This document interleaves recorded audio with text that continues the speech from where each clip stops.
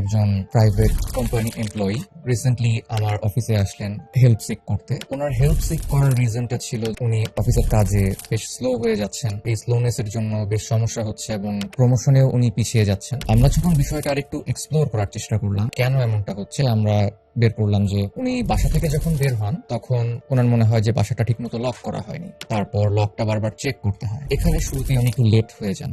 আবার উনি যখন অফিসে ঢুকবেন বাইরে উনি বাইকটা পার্ক করছেন, তার বাইকটা ঠিকমতো লক করা হচ্ছে কিনা এটা নিয়েও তার মধ্যে সন্দেহ তৈরি হয়। অ্যাজ এক্সপেক্টেড অফিসে ঢুকতেই ওনার লেট হয়ে যাচ্ছে এবং অফিসিয়াল কাজের ক্ষেত্রে যেমন একটা মেইল পাঠাতে হবে, বারবার ওনাকে চেক করতে হচ্ছে কোনো ভুল আছে কিনা।